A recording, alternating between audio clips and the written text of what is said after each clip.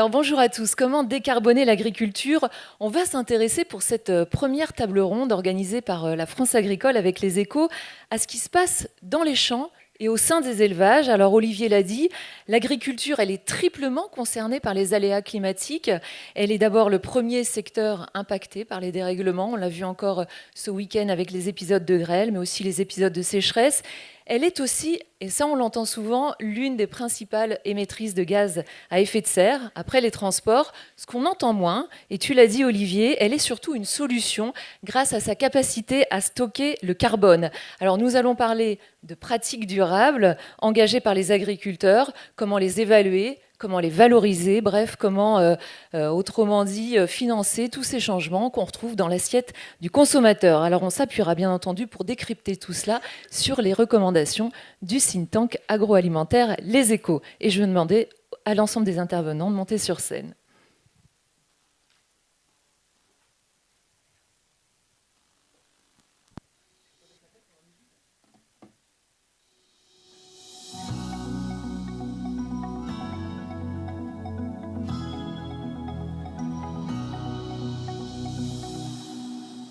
Alors, comment décarboner l'agriculture? 4 experts pour en parler aujourd'hui. Jean-Baptiste Vervy, vous êtes agriculteur dans la Marne, transformateur également, puisque du champ à l'assiette, vous produisez vos pâtes sous la marque Les Papotes.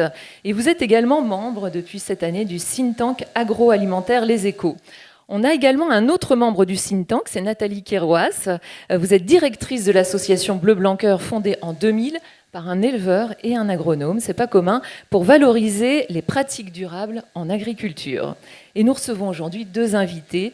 Élise Bourmeau, vous êtes directrice conseil agriculture et bioéconomie au sein du cabinet Greenflex et vous êtes à l'origine d'une étude commandée par le ministre de l'Agriculture présentée en début d'année sur la manière d'accélérer la décarbonation de l'agriculture. Et enfin, on a la chance de recevoir aujourd'hui Anaël Bibard, président de l'association Climate Agriculture Alliance. Vous avez lancé il y a quelques semaines l'interprofession du carbone en agriculture pour rendre plus lisible ce cadre, disons, encore tâtonnant du marché carbone. Mais tout de suite, place au débat et on commence tout de suite avec vous, Jean-Baptiste Vervy. On l'a dit, vous êtes spécialisé en grande culture dans la Marne. Alors certains agriculteurs n'ont pas attendu les injonctions pour se lancer dans les pratiques durables. Vous qui êtes sur le terrain, qu'est-ce que vous constatez autour de vous? Oui, tout à fait. Alors, l'approche n'était pas forcément l'entrée carbone, mais il y a plein d'agriculteurs qui se sont mis à travailler un peu différemment depuis des années sur les concepts de l'agriculture de conservation, qu'on appelle maintenant un peu l'agriculture régénératrice des sols. Ça donne un peu le ton. Donc des choses qui se faisaient il y a 30 ans, 40 ans, où quand tu faisais ça, tu étais un peu largement montré du doigt. Maintenant, c'est quand même un peu plus commun. On trouve des groupes à peu près dans tous les départements. Moi-même, j'ai accompagné des agriculteurs dans des groupes comme ça. Dans la Marne, il y a 400 personnes dans un groupe. Enfin, ça avance.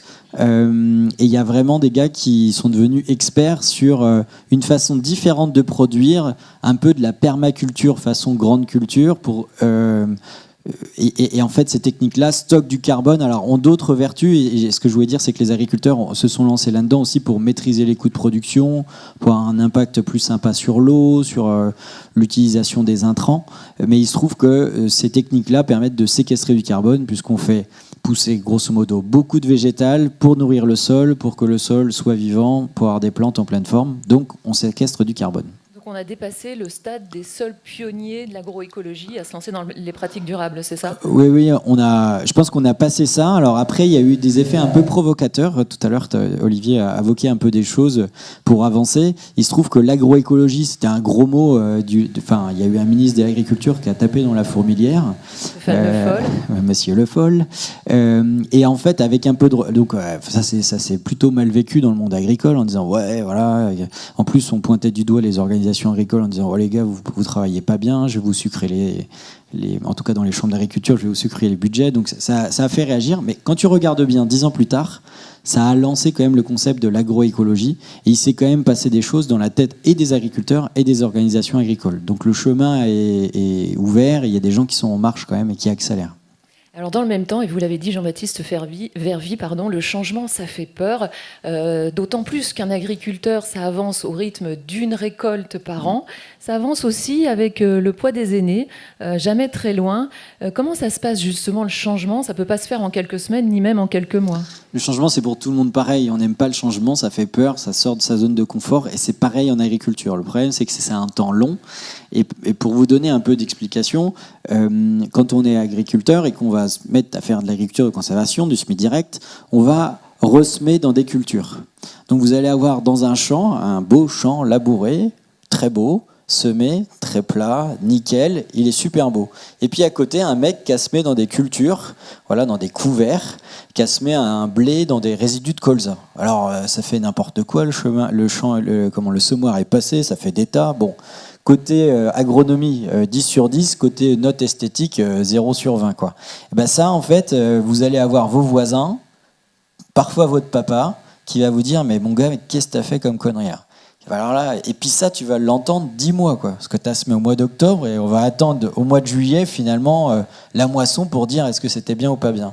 Et bien ça, ça paraît anodin, mais c'est un poids énorme parmi tous les leviers sur lesquels il faut agir pour accélérer, qu'il faut prendre en compte. C'est le poids psychologique de ces changements, parce que en fait, voilà, le poids des habitudes, il est là. Il y a le poids des générations dans le sens où voilà, tu reprends la ferme de ton père qui vient de ton grand-père, ton grand-père. Donc là, si tu es en train de faire des conneries et de planter la ferme, tu vas l'avoir aussi sur les épaules, quoi.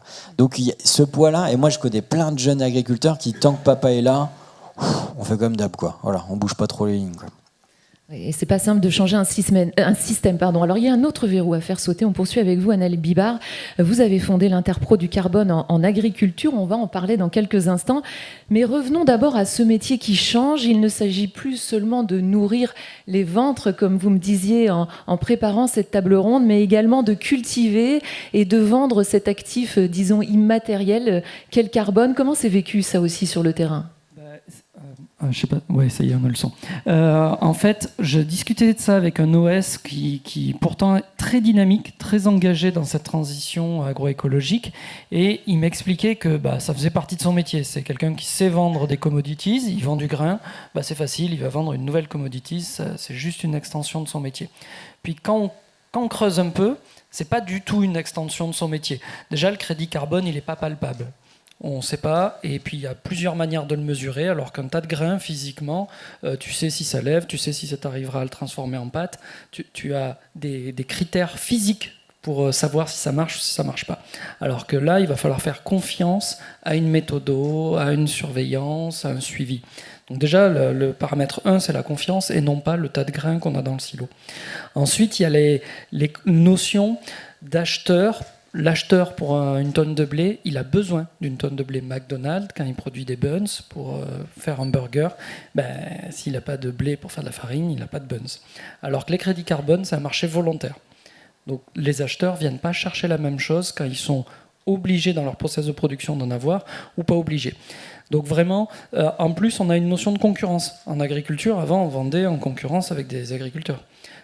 D'autres pays potentiellement, mais là on va en concurrence avec quelqu'un qui va planter un arbre au Malawi, on va en concurrence avec quelqu'un qui a remplacé une chaudière au gaz par une chaudière électrique, ou quelqu'un qui a converti son parc automobile en voiture électrique.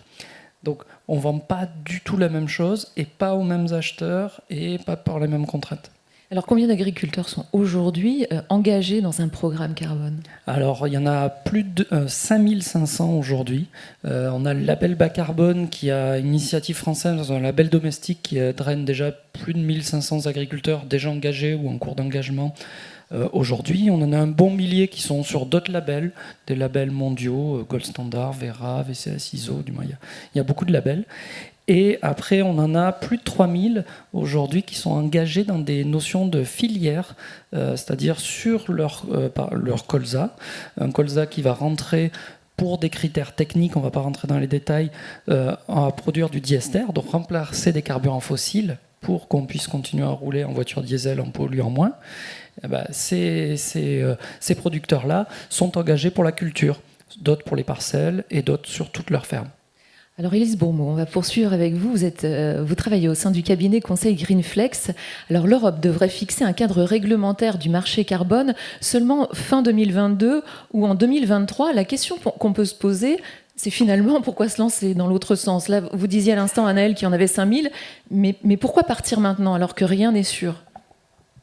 Bonjour à tous. Oui, en fait, tout simplement parce que moi je vais rejoindre ce que l'agriculteur autour de la table a dit, c'est-à-dire que le carbone n'est pas une fin en soi, c'est juste un levier. En l'occurrence, c'est un levier qui a un prix qui est discuté en ce moment, puisque comme l'a dit Anaëlle, il faut que l'offre et la demande se rencontrent, mais que l'objectif, l'essentiel de ce qui sous-tend cet aspect du carbone, c'est juste de refaire de l'agronomie en pensant que le sol est le premier capital de production de l'agriculteur et que mettre de la matière organique dans un sol, au-delà de constituer un puits de carbone, c'est aussi tout simplement essentiel pour tout un tas de raisons, puisqu'un sol qui a de la matière organique, qui fait éponge, il va mieux retenir l'eau, mieux relarguer l'eau. Donc on voit, au-delà de faire la course au rendement, c'est peut-être un facteur de résilience très important avec des aléas climatiques qui sont de plus en plus intenses et fréquents.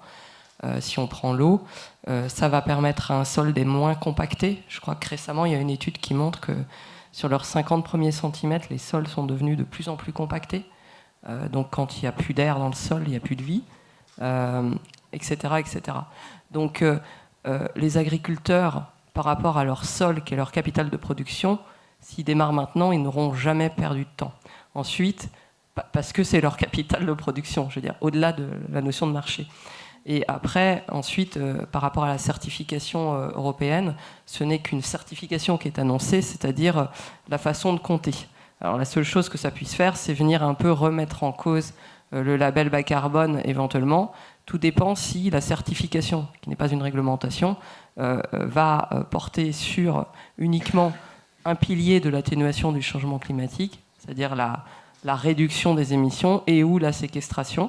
En l'occurrence, le label bas carbone embarque les deux. Et nous, chez Green Flag, c'est ça qui nous semble intéressant dans le label bas carbone, parce que on dit toujours, et c'est notre rôle en charge de stratégie bas carbone pour beaucoup d'entreprises, qu'il faut commencer par réduire les émissions. C'est aussi un facteur d'économie pour les agriculteurs. Donc le label bas carbone, initié dès 2018, et qui est en passe, ou en tout cas en meilleure passe pour être retenu par l'Europe? Alors ça, c'est comme le Planet Score ou l'Eco-Score, c'est-à-dire qu'il y a encore beaucoup de discussions.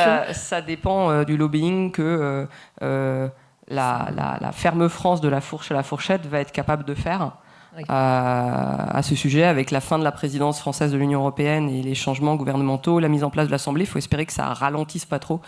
Et il faut qu'on soit aussi bon que les Allemands quand ils font du lobbying dans d'autres secteurs, c'est-à-dire qu'on y aille tous ensemble.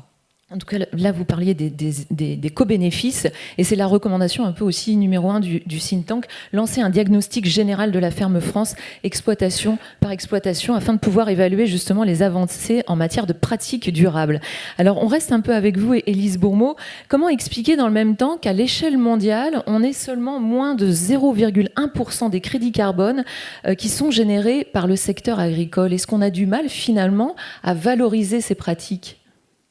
Alors déjà, il faut rappeler que les certifications et ou les labels, parce qu'il y a différents formats privés, publics, ou labels d'État avec le label bas carbone, qui concernent proprement dit l'agriculture et non pas la forêt ou les zones humides, sont récentes dans le monde. Et que la France a été pionnier. Donc c'est le premier facteur d'explication.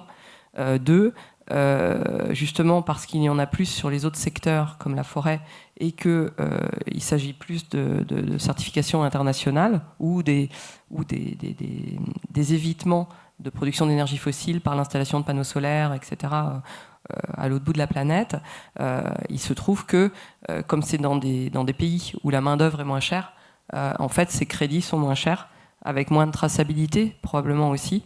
Et du coup, ils sont plus achetés en volume par les entreprises qui, une fois qu'elles ont fait leur bilan carbone 2 scopes, voire mieux 3 scopes, s'aperçoivent qu'elles doivent réduire, parce qu'elles n'ont pas réduit toutes leurs émissions, elles doivent compenser leurs émissions résiduelles. Et du coup, vu les volumes qu'elles ont encore à compenser, hélas, elles vont s'orienter vers des prix à la tonne de carbone qui sont beaucoup plus faibles.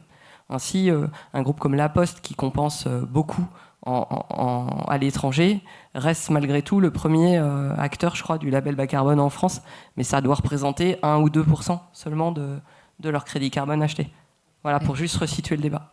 Alors on en parlera tout au long de cette table ronde, mais créer les conditions d'un marché carbone réellement rémunérateur, c'est la recommandation 14 du think tank. Alors parmi les autres recommandations, on a la numéro 20 qui propose de s'inspirer de pratiques existantes pour engager des initiatives à impact. Alors Nathalie Quiroise, vous êtes directrice de l'association Bleu Blanc Cœur. On va parler de pratiques durables en élevage, mais aussi du Festival de Cannes. Vous allez faire ce lien. Mais avant de vous entendre sur le sujet, on va d'abord écouter Jean-Pierre Pasquet, qui est éleveur laitier en Ille-et-Vilaine et fondateur de Bleu Blanc Cœur. On l'écoute tout de suite.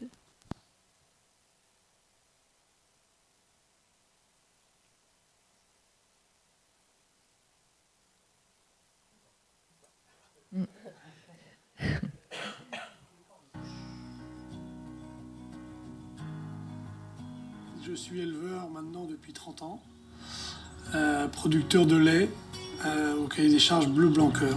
Bien nourrir ses vaches, c'est comme bien se nourrir en fin de compte.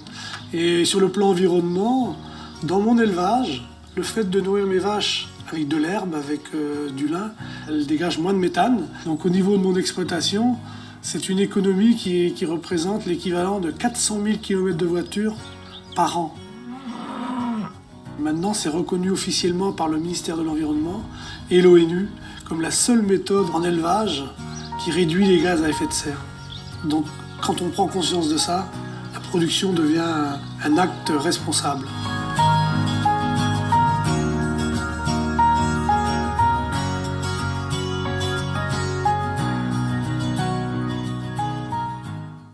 Alors Nathalie Quiroise, directrice de l'association Bleu Blanc Cœur. On l'a entendu, bien nourrir ses vaches au niveau de l'exploitation, c'est une économie équivalente à 400 000 km de voitures par an. Comment vous évaluez ça ? Oui, peut-être un petit rappel sur ce qu'est Bleu Blanc Cœur. Effectivement, c'est une association qui accompagne aujourd'hui 7000 agriculteurs en France dans une logique de transition également et nutritionnelle et environnementale. Donc on gère des référentiels et ces référentiels ont la spécificité d'être basés sur une double obligation de moyens et de résultats. Donc j'ai emmené avec moi un petit compteur parce que je rejoins les propositions du think tank, mais aujourd'hui ça résume la démarche Bleu Blanc Cœur. C'est qu'on va comptabiliser nos impacts, que ce soit sur le sol, les paysages, en termes de culture qu'on va réintégrer, qui font lien avec la santé du sol, nos impacts environnementaux qui sont mesurés, ces fameux 400 000 km de voiture. C'est basé sur des mesures, alors des analyses de cycle de vie, mais aussi sur ce sujet du méthane, sur la capacité à mesurer au travers de la composition en acide gras du lait la réduction du méthane. Donc ça, c'est des travaux qu'on a pu mener. Je rejoins aussi les propositions du think tank. La science, c'est le garde-fou. Et donc, effectivement, quand on est capable de mesurer nos impacts, on est capable de piloter et d'engager. Donc c'est ce qu'a dit Jean-Pierre dans son témoignage, c'est que finalement, lui, il a fait des choix d'alimentation des animaux avec des végétaux d'intérêt et nutritionnel et environnemental. Il l'a dit, j'utilise de l'herbe, de la luzerne, du lin. Ces végétaux ont la qualité d'être riches en oméga 3, et ces oméga 3, quand la vache les ingère, ça va jouer sur on va dire l'équilibre de la flore bactérienne du rumen. Et cette flore bactérienne du rumen va être rééquilibrée. C'est assez naturel, c'est assez basique. Une vache, ça émet du méthane. Mais si son alimentation n'est pas équilibrée, on va avoir des bactéries qui vont produire trop de méthane. Et là, en l'occurrence, en apportant cette herbe qui est riche en oméga 3, on va réduire cette population bactérienne qui émet du méthane. Et en plus, deuxième effet qui se coule, c'est qu'on va aussi améliorer la composition nutritionnelle du lait avec un lait moins riche en graisses saturées. Et du coup, avec l'INRAE, il y a une quinzaine d'années, on a pu démontrer une équation. Il suffit d'analyser le lait et on est capable de prédire de façon très, très forte, très, très corrélée, les émissions de méthane. Donc aujourd'hui, il peut piloter ses émissions et après, des fois, on s'amuse à le calculer en termes de kilomètres de voiture. Et il y a déjà 15 ans, hein, donc on n'a pas attendu les injonctions. Donc à l'origine de l'association Bleu Blanc Cœur, on a un éleveur et un agronome. Ça n'est donc ni l'agriculteur ni les scientifiques qui ont, c'est plutôt eux en tout cas qui ont permis d'initier et de déployer cette solution. Qu'est-ce qui vous a manqué au début ? Et je crois que c'est là qu'on fait le lien avec le Festival de Cannes. Effectivement, comme vous le dites, ça fait déjà 15 ans et c'est vrai que c'est un petit peu... ce qui nous manque aujourd'hui, c'est de porter ce projet-là. Alors, Bleu Blanc Cœur, c'est une démarche de qualité avec un logo. Ce projet Ecométhane, c'est un projet auquel les éleveurs adhèrent à titre individuel. Ils n'ont pas de débouché Bleu Blanc Cœur. Il n'y a pas un produit avec le logo Bleu Blanc Cœur derrière.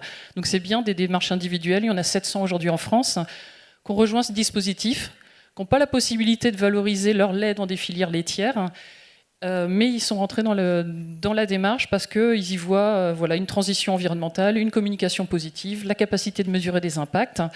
Donc c'est pour ça qu'on a mis en place ce dispositif, avec l'idée d'embarquer à la fois une transition environnementale, d'embarquer un maximum d'acteurs qui peuvent financer cette transition, soit à travers du mécénat. Donc Bleu Blanc Cœur a créé un fonds de défiscalisation en 2016 pour justement permettre de recevoir des dons qui sont défiscalisés pour financer cette transition environnementale. Donc les 700 éleveurs dont je parle, ils bénéficient ici de ce dispositif qui a été, comme l'a souligné Jean-Pierre, reconnu par les Nations Unies dès 2012, par le ministère de l'Environnement dès 2011. Donc on devrait aller beaucoup plus vite, plus fort. Depuis l'été dernier, on a aussi labellisé label bas carbone. Donc c'est là que le Festival de Cannes a choisi la démarche écométhane pour financer les émissions, en tout cas c'est de la compensation carbone locale, en choisissant les réductions des éleveurs écométhanes de Bleu Blanc Cœur. Alors, juste sur la question de la difficulté, je dirais qu'on ne devrait pas en avoir 700 éleveurs qui, à titre individuel, c'est vrai que ce n'est pas le frein, parce qu'ils y viennent, nous, ce n'est pas notre cœur de métier, je dirais, de piloter ce dossier écométhane, mais on l'anime avec cœur parce qu'il y a une transition importante. On devrait en avoir 7000 ou peut-être tous les éleveurs laitiers. Je dirais que ce qui nous manque, c'est la notoriété du dispositif. On agit, Olivier l'a souligné tout à l'heure, à l'heure du minuit moins 5, il faut agir vite. Et le méthane, c'est un gaz à effet de serre qui est important au niveau de l'élevage laitier, parce que c'est 50% des émissions de la ferme. Et avec le dispositif écométhane, on peut baisser de 20% les émissions juste par une alimentation qui est naturelle, qui permet d'améliorer la santé de la vache et la qualité nutritionnelle du lait. Donc on pourra embarquer tous les éleveurs dans une transition à moins 20%, avec un effet immédiat, parce que ça se mesure, c'est piloté mois par mois, c'est analysé tous les mois, et le moins 20%, il s'obtient tout de suite. Donc c'est un petit peu ça mon regret, c'est qu'on n'arrive pas à embarquer. Et peut-être les acteurs qui nous manquent, c'est les acteurs les laiteries, qui pourraient, en plus dans une période où on manque de lait, utiliser cette alimentation, c'est produire plus de lait. Aujourd'hui, on paye les agriculteurs sur le taux de matière grasse. Donc on va chercher un taux de matière grasse. Et souvent, cette matière grasse-là, elle n'est pas forcément riche en oméga 3, peut-être plus riche en oméga 6. Et si on choisit de financer la transition, on peut payer le lait à la qualité environnementale. Et non seulement on aura un lait plus noble environnementalement, plus noble nutritionnellement et plus intéressant en termes de production. En tout cas, l'appel est lancé. Alors Jean-Baptiste Vervy, on poursuit avec vous. Je crois que c'est important de le rappeler, la recommandation 20, qui propose de s'inspirer des pratiques existantes pour engager des initiatives à impact. Elle est fondamentale. Il n'existe pas, vous, ce que vous voyez justement sur le terrain, et vous-même, vous êtes lancé dans un programme bas carbone, il n'existe pas une solution unique, ni même un label plus opportun qu'un autre pour engager une démarche bas carbone. Non, non, effectivement, après, il y a plusieurs initiatives qui existent déjà. Alors, on parle beaucoup des crédits carbone tout à l'heure, des labels. Bon, il y a différentes façons, puis Olivier l'a dit, il y a différentes façons de rémunérer ces efforts-là. Des fois, c'est aussi le faire au travers du prix du produit. Et Sophie Protéol le fait aussi sur des colzas durables. Et les colzas durables, c'est 40 € tonne de plus. Oléose. C'est oui. Paul, ouais. avec le programme Oléose, pardon. Et du coup, c'est 40 € tonne de plus, c'est 160 € de l'hectare. C'est quand même plus que d'ailleurs les 40 € tonnes de carbone qu'on peut avoir qui vaut à 50-60 € de l'hectare. Donc en termes d'incitation, c'est quand même un peu plus sympa. Et donc au travers du prix aussi, c'est un sujet où on peut inciter plus de gens à avancer. Ce qu'il faut comprendre, c'est que, pour revenir à mes premiers propos, c'est que les agriculteurs, pour engager des pratiques différentes, pour engager le changement, c'est pas avec de la poudre de perlimpinpin, si on fait une petite allusion, qu'on va avancer. C'est-à-dire que l'impact psychologique et les efforts de coût d'investissement et la remise en cause sont tellement importants qu'il faut vraiment avoir une incitation à avancer. Et c'est là où il faut aussi une cohérence dans le prix des produits, je le dis, et dans les positionnements aussi de nos politiques, qui peuvent aussi des fois nous imposer un mode de production. On va produire d'une certaine façon et on va manger complètement autre chose. Ce qui vient de l'extérieur n'est pas du tout aux mêmes normes que là. Et ça, je pense que chez les agriculteurs, alors c'est pas très libéral cette affaire-là, mais enfin quand même, si à un moment donné on était cohérent, c'est-à-dire si on nous disait, les gars, on veut que vous produisiez comme ça, et on se débrouille pour ce que vous produisiez comme ça, on ne vient pas en concurrence et vous êtes défendu sur le produit, je pense qu'il y a beaucoup de gens aussi qui sont prêts à avancer. Et enfin, il y a un dernier sujet qui je trouve vachement sympa et gratifiant, cette histoire d'agriculture, de ferme à mission et pas d'exploitation agricole. Ça, faudrait rayer le mot exploitation agricole, c'est terminé, on ne doit plus exploiter une exploitation agricole, on doit produire. Et donc sur les fermes à mission, ça c'est un vrai sujet de fierté. Et moi je suis content parce que je vous ai ramené des pâtes à mission qu'on produit justement sur la ferme, et on est content de le dire justement à nos consommateurs en disant voilà, quand on achète des pâtes, vous participez un peu aux réductions des gaz à effet de serre. Oui, parce que vous êtes engagé dans un programme. Est-ce que vous le notifiez non, sur les... Oui, tout à fait. On le dit sur notre packaging, mais on explique en fait chez moi, on travaille en agriculture de conservation. On essaie de travailler un peu différent, de faire des engrais verts, des couverts. En tout cas, on fait des cultures qu'on exporte pour vendre et puis des cultures pour nourrir le sol, comme vous l'avez dit. Et il y a plein de vertus autres que simplement le carbone qu'on aime bien expliquer aussi pour la fierté d'être agriculteur. Et il y a un sujet pour que je raccroche aussi, pourquoi c'est plus facile de compenser en disant on plante des arbres au Pérou. C'est clair que l'agriculture est peut-être pas assez sexy, et franchement ça serait super cool si dans les avions d'Air France on disait vous voyez, vous êtes en train de passer au-dessus de la France et tous ces hectares là sont en train de capter du carbone. Ça serait quand même vachement plus sympa et de la fierté pour tout le monde. Et ça serait pas le même prix du billet aussi? Peut-être pas. Alors, comment embarquer, mais visiblement ici, tout le monde est prêt. Alors, comment embarquer davantage d'agriculteurs? Le marché carbone, on va poursuivre avec vous, Anaël Bibard, il est tâtonnant. On a un problème évident de lisibilité. On le voit parce qu'effectivement, il y a beaucoup d'initiatives qui sortent, il y a beaucoup d'acteurs. Peu de personnes sont encore en lien. Alors, Anaël Bibard, vous avez créé, vous, Climate Agriculture Alliance. C'est l'interpro du carbone en agriculture. Justement, vous vouliez vous attaquer à ce problème. Comment vous y êtes pris? Alors, pourquoi c'était un problème et pourquoi on s'y est pris d'une manière d'intelligence collective? Olivier parlait de parfois entre concurrents, il faut se mettre d'accord. Alors c'est mal, mais il faut se mettre d'accord sur certains sujets. Et notamment, le sujet on a décarboné l'agriculture, c'est 86 millions de tonnes équivalent CO2. C'est énorme. Si on veut tous les décarboner, pour vous donner un petit état d'esprit, dans le rapport du think tank, on dit 60-70 eurotonnes, c'est 6 milliards d'euros par an. Donc c'est des gros enjeux. Et donc plutôt que de se battre les uns contre les autres, essayons de nous battre pour faire avancer le système. Et donc le système, il fonctionne sur la confiance. C'est un crédit carbone, c'est du vent entre guillemets, donc il faut que l'acheteur ait confiance et que le vendeur du crédit carbone ait confiance sur le fait qu'un jour il sera payé pour cet élément-là dans 5 ans. Et donc si on veut développer la confiance, déjà il faut garantir à l'acheteur que quand il achète quelque chose, il y a réellement un impact qui est produit. C'est-à-dire que l'agriculteur soit engagé comme JB dans une démarche et pas 4, 5 démarches sur la même parcelle. Sinon, ça ne va pas fonctionner. Donc JB, je suis désolé, tu ne peux pas vendre tes tonnes de carbone 5 fois. Et donc ça, garantir cet élément-là, ça paraît anodin, mais c'est des conditions, des règles du jeu communes qu'on s'auto-impose pour garantir qu'on fasse bien tous ensemble. Donc c'est une proto-interprofession du carbone. Donc on s'est mis d'accord de manière assez naturelle. On a échangé tout simplement pour dire, écoutez, cet enjeu, il est majeur, on est des entreprises à mission, on doit faire avancer ce sujet-là. Donc, mettons-nous d'accord sur le plus petit dénominateur commun, c'est-à-dire la tonne, on la vend qu'une fois.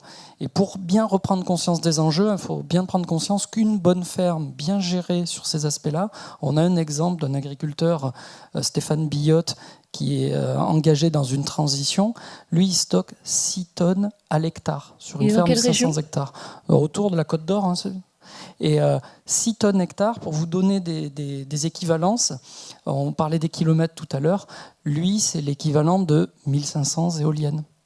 Voilà, 3 éoliennes à l'hectare. Et alors, si on ne le soutient pas pour continuer sa pratique, on défonce les 1500 éoliennes déjà existantes et on rouvre une centrale au charbon ou au gaz. Ouais. Dans l'équivalence, c'est plutôt au gaz. Ça fait 2 tonnes par éolienne et par an. Donc les enjeux sont majeurs pour maintenir les agriculteurs et les aider à cette transition. Alors, pour continuer sur l'organisation de ce marché, Lise Bourmeau, dans un article paru cette semaine dans la France agricole, vous indiquez qu'il est possible de décarboner tous les secteurs grâce à l'agriculture. Comment ? évidemment, c'est un article court, donc une phrase raccourcie, mais c'est quand même pour mettre en avant le fait que, pour répondre à l'enjeu du changement climatique et à l'enjeu de la biodiversité, d'ailleurs, on doit conjuguer climat, eau et biodiversité. Il est pertinent de réaliser que l'économie, elle n'est pas hors sol. Ça veut dire quoi? Ça veut dire que presque tous les secteurs économiques, que ce soit en amont de leur activité, dans les achats, ou en aval, ont un lien avec le vivant, soit existant, soit qu'elles peuvent développer pour décarboner. Je vais prendre un exemple. Par exemple, aujourd'hui, Greenflex accompagne une coopérative qui fait du lin et qui valorise son lin, non seulement dans le domaine du textile, mais aussi dans le domaine des biomatériaux pour équiper les automobiles. C'est-à-dire pour décarboner l'automobile et faire en sorte que quand on va la démanteler, elle va être recyclable.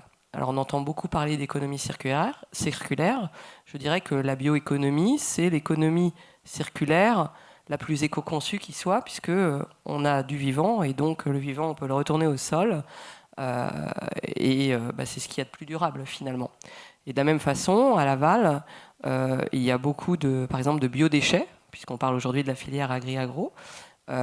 Pendant des années, moi j'ai travaillé 14 ans chez Veolia sur les sujets de méthanisation, de compostage, de biomasse énergie. Pendant des années, ces sujets-là restaient la cerise sur le gâteau de plein de dossiers, n'étaient pas poussés. Avec la loi AGEC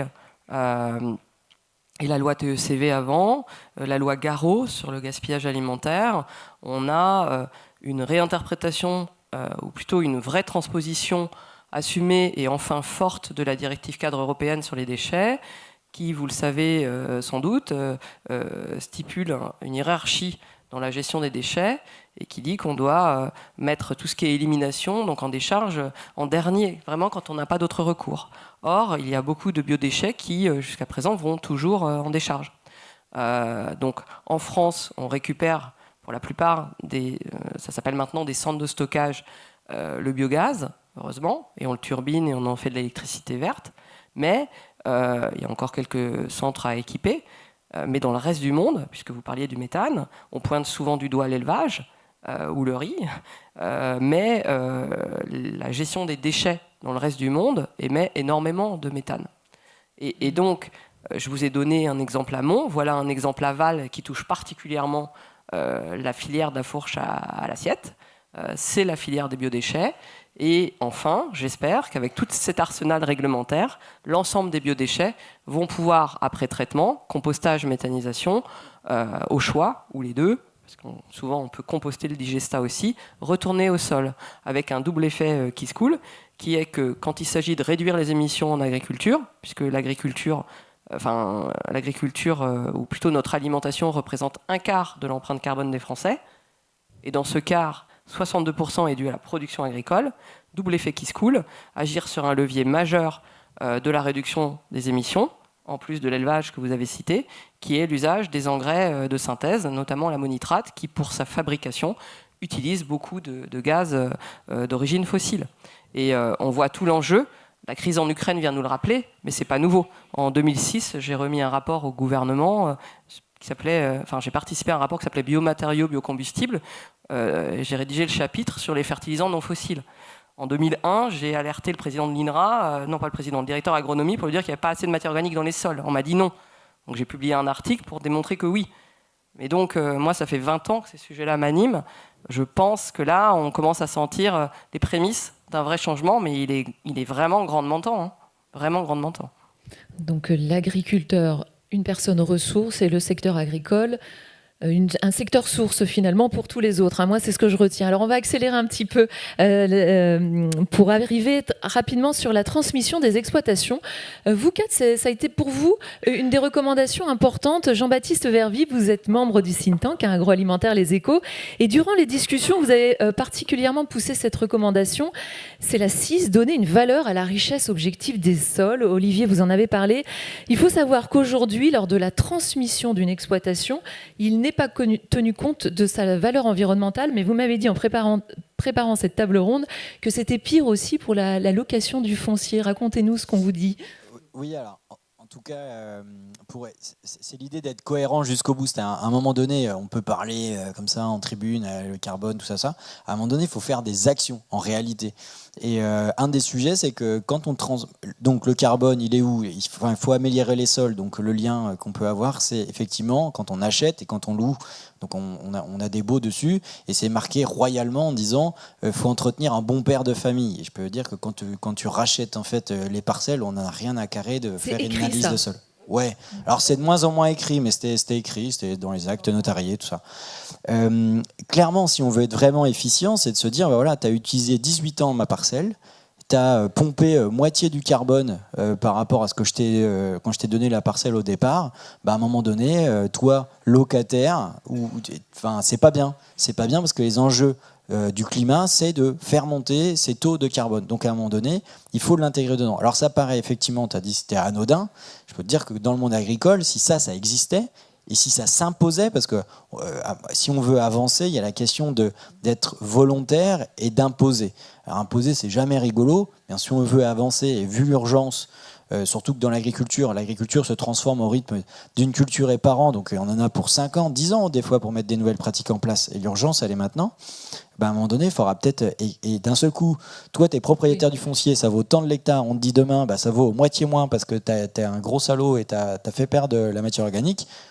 Ça va être sportif. Oui, mais et dans le même temps, Jean-Baptiste, dans un contexte quand même très tendu de renouvellement des générations, est-ce qu'on risque pas d'avoir des exploitations non transmissibles parce qu'hors de prix demain? Alors moi je suis plutôt à l'inverse. Du coup c'est vachement intéressant. Si globalement nos sols sont à améliorer en taux de matière organique, c'est-à-dire la valeur patrimoniale qu'on y met, qui des fois tient plus compte de la valeur économique, t'achètes des terres à 20 000 € de l'hectare, en fait il n'y a pas de carbone dedans, ça en vaut 10. C'est plus facile à s'installer. Alors Nathalie Kerouas, est-ce que l'ensemble de vos solutions bleu-blanc-cœur sont valorisables lors d'une transmission d'exploitation écométhane? Est-ce qu'on peut le dire à un moment quand on transmet son exploitation? Je dirais déjà c'est une réponse à une critique sur l'environnement. On est souvent pointé du doigt, donc il y a une fierté. On a parlé d'interdépendance tout à l'heure. Je pense qu'en fait, c'est vraiment une logique de filière. Si on met ça en place, écométhane, avec 700 éleveurs qui ne sont pas aujourd'hui en capacité de valoriser leur lait dans la filière bleu-blanc-cœur, c'est que c'est pour nous un tremplin. Les paiements pour services environnementaux, c'est pour accompagner une transition vers des pratiques plus durables. Donc je pense que c'est rentrer dans un processus d'accompagnement d'une transition pour donner de la valeur, créer de la valeur et puis plus justement rémunérer.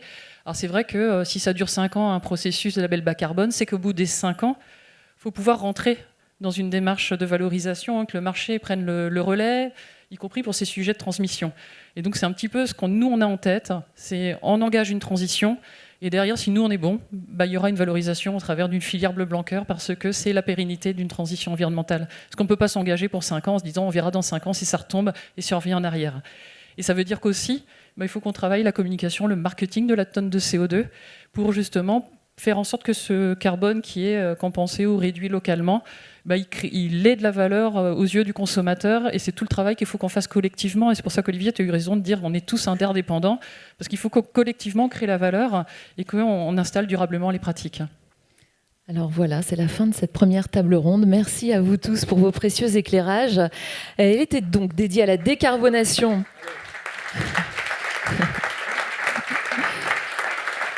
Donc une table ronde dédiée à la décarbonation de l'agriculture, un sujet largement développé dans la France agricole grâce au travail mené sur le terrain. C'est le moment de le souligner par les équipes de grande culture, mais aussi d'élevage et des institutions. Ça fait l'objet d'une série de dossiers, et d'ailleurs, si ça marche, voilà, vous découvrez le premier numéro avec un panel d'initiatives bas carbone glanées en France et en Europe. C'est passionnant. Alors l'occasion pour moi de remercier côté France Agricole Nelly Kerzero, Sophie Lebars pour leur soutien et notre directeur général Hervé Noiret pour sa confiance, ainsi que les Échos pour le travail en collaboration mené durant cette année. Merci en particulier à Valérie Roca, Olivier Dauvert et David Barou. C'est à vous, David, pour la suite, avec des étudiants très motivés, je crois, pour parler de transition alimentaire.